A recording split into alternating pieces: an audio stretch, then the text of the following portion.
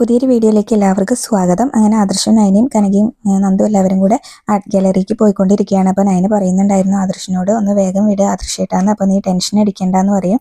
പിന്നീട് ഗുണ്ടകളാണെങ്കിലും വണ്ടിയിൽ ഇങ്ങനെ പോകുന്നത് കാണിക്കുന്നുണ്ട്. അതിനുശേഷം എല്ലാവരും അവിടേക്ക് എത്തുന്നുണ്ട്. അപ്പോൾ എല്ലാവരും വരുന്ന സമയത്ത് ഗോവിന്ദനാണെങ്കിലും അവിടെ ഇങ്ങനെ താഴെ വീണ് കിടക്കുകയാണല്ലോ. അപ്പോൾ പെട്ടെന്ന് തന്നെ എല്ലാവരും ഓടി വന്നിട്ട് എന്ത് പറ്റിയെന്നൊക്കെ ചോദിച്ചിട്ട് ഇങ്ങനെ ഗോവിന്ദനെ എണീപ്പിക്കാനായിട്ട് നോക്കുന്നുണ്ട്. അപ്പോൾ ആദർശാണെങ്കിലും അങ്കിളെന്നൊക്കെ വിളിക്കുന്നുണ്ട്. അപ്പോഴും ഒന്നും കണ്ണ് തുറക്കുന്നില്ല.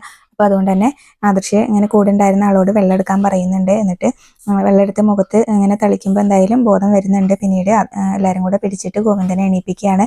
അപ്പോൾ എന്ത് പറ്റിയെന്ന് ചോദിക്കുന്ന സമയത്ത് നമ്മുടെ എത്രയും കാലത്തെ കഷ്ടപ്പാടെല്ലാം പോയി, എല്ലാം അവരെടുത്തുകൊണ്ട് പോയി എന്ന് പറയും കേട്ടോ. അപ്പോൾ ഒരു പിക്കപ്പ് വാനിലാണ് അവർ വന്ന് എല്ലാം എടുത്തുകൊണ്ട് പോയത് എന്നൊക്കെ പറയുകയും ചെയ്യുന്നുണ്ടായിരുന്നു. പിന്നീട് എല്ലാവരും അത് കേൾക്കുന്ന സമയത്ത് ഒരു ഷോക്കായിട്ട് നിൽക്കുകയാണ് കേട്ടോ. അതിനുശേഷം പിന്നീട് ആദർശാണെങ്കിലും ഇങ്ങനെ അവർ വരുന്ന സമയത്ത് അങ്ങനെ ആർട്ട് ഗാലറിക്ക് തിരിയുന്ന സമയത്ത് പിക്കപ്പ് പോകുന്നത് കണ്ടിട്ടുണ്ടായിരുന്നു. അപ്പം നയനയോട് അത് പറയുന്നുണ്ടായിരുന്നു, നീ ശ്രദ്ധിച്ചിരുന്നോ, നമ്മൾ ഇങ്ങോട്ട് വന്നപ്പോൾ ഒരു പിക്കപ്പ് അങ്ങോട്ട് പോയത് കണ്ടില്ലേ, അതിൽ അവരെന്നെ ആയിരിക്കും എന്ന് പറയണം. അപ്പോൾ നയന പറയും, ഞാൻ ശ്രദ്ധിച്ചില്ല എന്ന് പറയും. പിന്നീട് ഇനിയിപ്പോൾ എന്താ ചെയ്യുക, നാളെയാണ് ക്ഷേത്രത്തിലെ ഉത്സവം, അവർക്ക് കമ്മിറ്റിക്കാർക്ക് അത് നാളെ കൈമാറണം എന്നൊക്കെ പറഞ്ഞുകൊണ്ടിരിക്കുകയാണ്. അപ്പോൾ ഗോവിന്ദനോടാണെങ്കിലും അങ്ങനെ കനക ചോദിക്കുന്നുണ്ടായിരുന്നു, വേദന ഉണ്ടോ എന്നൊക്കെ ചോദിക്കുന്നുണ്ട്. പിന്നീട് അനന്തപുരി കാണിക്കുന്നുണ്ട്. അപ്പോൾ ജയനാണെങ്കിൽ ചായ കൊണ്ടു കൊടുക്കുകയാണ് ദേവയാനി. അപ്പോൾ ദേവയാനി ഇങ്ങനെ ഒരു വിഷമത്തിലാണ്. അപ്പോൾ ജയൻ ചോദിക്കുന്നുണ്ടായിരുന്നു, നീ ഇന്നലെ രാത്രി ഉറങ്ങിയിട്ടേ ഇല്ലേന്ന്. അപ്പോൾ ഇല്ല എന്ന് പറയും. അപ്പോൾ ഇതുവരെ ആദർശ് വന്നില്ലല്ലോ എന്ന് പറയും. അപ്പോൾ എന്തായാലും അവിടെ ഇങ്ങനെ ഞാൻ ഇടയ്ക്ക് ആദർശിനെ വിളിച്ചപ്പോൾ ഇങ്ങനെ നയന ഹാർഡ് വർക്ക് ചെയ്തുകൊണ്ടിരിക്കുകയാണെന്നാണ് പറഞ്ഞത്. അപ്പോൾ രാത്രി ചെയ്ത് കഴിഞ്ഞിട്ടുണ്ടാവില്ല, അതുകൊണ്ടാണ് വരാത്തതെന്ന് പറയും. അപ്പോൾ എന്നാലും ഇത്രയും സമയമായില്ലേ, ഇനിയെങ്കിലും അവന് വന്നൂടെ എന്ന് പറയും. അപ്പോൾ അവന് ഒരു വീട്ടിലല്ലേ നിൽക്കുന്നത്, അതിനെന്താന്നൊക്കെ പറയും. അപ്പോൾ ആ വീടിനാണെങ്കിൽ ഒട്ടും സൗകര്യമില്ല, എൻ്റെ മോനാണെങ്കിൽ ഇങ്ങനെ പൊടിയടിച്ചാൽ പ്രശ്നമാണ്, അവന് ശ്വാസം മുട്ടലുള്ളതല്ലേ എന്നൊക്കെ പറയും. അപ്പോൾ ജയൻ ചോദിക്കുന്നുണ്ടായിരുന്നു, അവിടെ ജീവിക്കുന്നത് മനുഷ്യർ തന്നെ അല്ലേ എന്ന് പറയും. അപ്പോൾ ഞാൻ നമ്മുടെ വിവാഹം കഴിഞ്ഞ ശേഷം നിൻ്റെ വീട്ടിൽ എത്ര ദിവസം വന്ന് നിന്നിട്ടുണ്ട്, അവൻ അങ്ങനെയൊന്നും പോയി നിന്നിട്ടില്ലല്ലോ എന്ന് പറയും. അപ്പോൾ എൻ്റെ വീടുമായിട്ട് അവളുടെ വീടുമായിട്ട് ഇങ്ങനെ കമ്പയർ ചെയ്ത് ചെയ്യട്ടാന്നൊക്കെ പറഞ്ഞിട്ട് ദേവയാനി ഇങ്ങനെ പറയാണ് കേട്ടോ. അപ്പോൾ എന്തായാലും നീ മരുമോളുമായിട്ട് നല്ല ലോഹിത്തിലായിരുന്നല്ലോ, ഇപ്പം എന്താണെന്ന് ചോദിക്കും. അപ്പോൾ നീ തന്നെയല്ലേ അവളോട് പോകാൻ പറഞ്ഞതെന്ന് പറയും. അങ്ങനെ പോകാൻ പറഞ്ഞപ്പോഴും അവൾ കൃത്യസമയത്ത് തിരിച്ചു വരണമായിരുന്നു.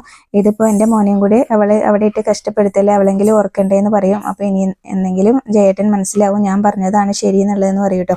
അപ്പോൾ നിനക്കൊരു സ്വഭാവമുണ്ട്, ഇങ്ങനെ നിൻ്റെ മകൻ നിന്നെ സ്നേഹിക്കാൻ പാടുള്ളൂ, നിനക്ക് സ്വാർത്ഥതയാണ്, അത് നീ ആദ്യം മാറ്റി വെക്കുന്നൊക്കെ പറയുകയൊക്കെ ചെയ്യുന്നുണ്ടായിരുന്നു കേട്ടോ. അപ്പോൾ ദേവേനിക്കാണെങ്കിലും അതങ്ങ് ഇഷ്ടമാവുന്നൊന്നും ചെയ്യുന്നില്ല. പിന്നീട് അതൊക്കെ പറഞ്ഞിട്ട് ദേവേനി അവിടെ നിന്ന് അങ്ങ് പോവും.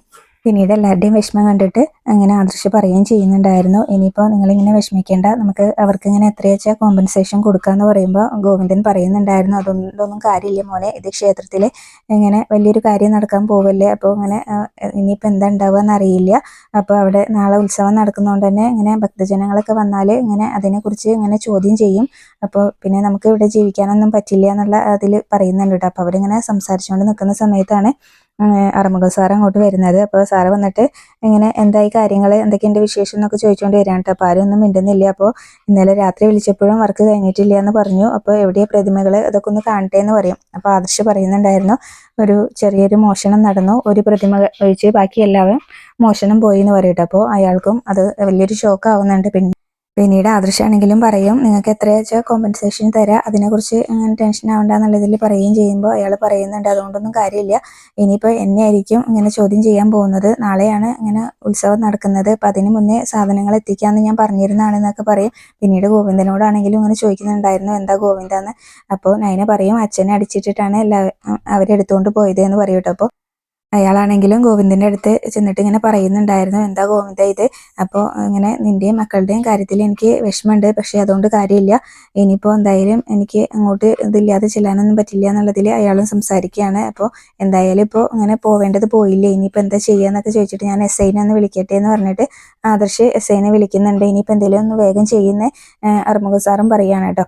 എന്നിട്ട് ഇങ്ങനെ SIനെ വിളിക്കുന്നുണ്ട്. അപ്പോൾ ഇങ്ങനെ നയനാന്ന് ടൗണിൽ നയന എന്ന് പറഞ്ഞ ആർട്ട് ഗാലറി ഉണ്ട്. അപ്പോൾ അവിടെ നിന്ന് കുറച്ച് ശില്പങ്ങൾ, ക്ഷേത്രത്തിലേക്ക് കൊടുക്കേണ്ട ശില്പങ്ങൾ മോഷണം പോയിട്ടുണ്ടെന്ന് പറയും. അപ്പോൾ SI പറയുന്നുണ്ട്, ഇന്ന് കേന്ദ്രമന്ത്രി വരെ ആയതുകൊണ്ട് ഞങ്ങൾക്ക് അതിൻ്റെ ഡ്യൂട്ടിയാണ് എന്ന് പറഞ്ഞിട്ട് സോറി പറയൂ കേട്ടോ അയാൾ. അപ്പോൾ എന്തായാലും ആദർശ് പറയുന്നുണ്ട്, മനസ്സിലായി എന്ന് പറയും. പിന്നീട് ആദർശിനോടാണെങ്കിലും സാറിൻ്റെ ഇതിലൊക്കെ ഒന്ന് അന്വേഷിക്കുക എന്നൊക്കെ പറയുമ്പോൾ ആദർശ് അങ്ങനെ ആണെന്നൊക്കെ പറഞ്ഞിട്ട് കോള് കട്ട് ചെയ്യുകയാണ്. പിന്നീട് അവരോടും കാര്യം പറയുന്നുണ്ട്.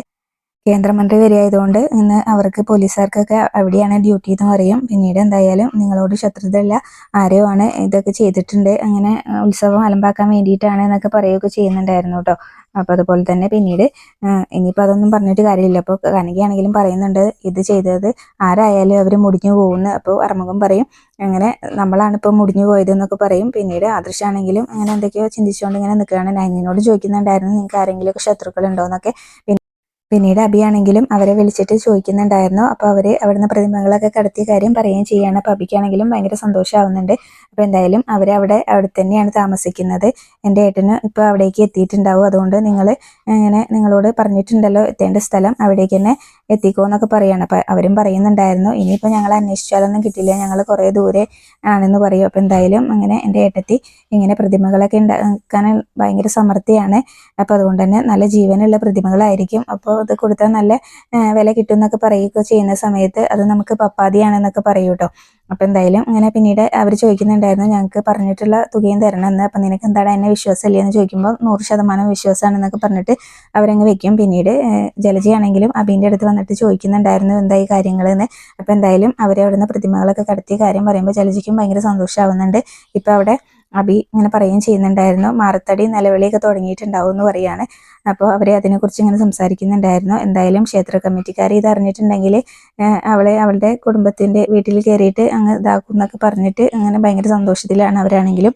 അപ്പോൾ എന്തായാലും പിന്നീട് ഇങ്ങനെ ആദർശ് അവിടെ ഉള്ളതുകൊണ്ട് തന്നെ കോമ്പൻസേഷൻ കൊടുക്കും. അപ്പോൾ അതും ഈ വീടിന് തന്നെയല്ലേ എന്നൊക്കെ പറഞ്ഞിട്ട് ഇങ്ങനെ നഷ്ടം അതിൻ്റെ പേരിലും നമുക്ക് ചോദ്യം ചെയ്യാലോ, അതൊക്കെ നമുക്ക് കിട്ടുന്ന ഒരു ഇതാണെന്നുള്ളതിൽ ജലജ സംസാരിക്കുകയാണ്. അപ്പോൾ അവരിങ്ങനെ സംസാരിച്ചുകൊണ്ട് നിൽക്കുന്ന സമയത്ത് നവി അതിലങ്ങ് വരും കേട്ടോ. അപ്പോൾ അവർ ജലജയാണെങ്കിലും പറയുന്നുണ്ടായിരുന്നു ഈ വീടിനോടും അവളുടെ വീടിനോടും നന്ദി കടപ്പാടില്ലാത്തവൾ വരുന്നുണ്ട് എന്ന് പറയും. അപ്പോൾ നവ്യ വന്നിട്ട് ഇങ്ങനെ ചോദിക്കുന്നുണ്ടായിരുന്നു എന്താ അമ്മയും മോനും കൂടെ ഒരു സംസാരം എന്ന്.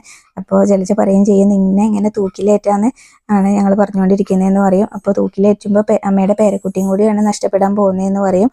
അപ്പോൾ നിന്റെ വയറ്റിൽ അങ്ങനെ ഒരു പേരക്കുട്ടി ഉണ്ടോ എന്ന് ചോദിക്കും കേട്ടോ. അപ്പോൾ നവ്യാണെങ്കിൽ കുറച്ച് സമയം ഇങ്ങനെ മിണ്ടാതെ അങ്ങനെ നിൽക്കും. പിന്നീട് ജലജയാണെങ്കിലും പറയുന്നുണ്ടായിരുന്നു അത് സംശയമാണെന്നുള്ളത്. അതുപോലെ തന്നെ അഭിയും പറയുകയാണ് കേട്ടോ അതെനിക്കും സംശയമുണ്ടെന്ന്.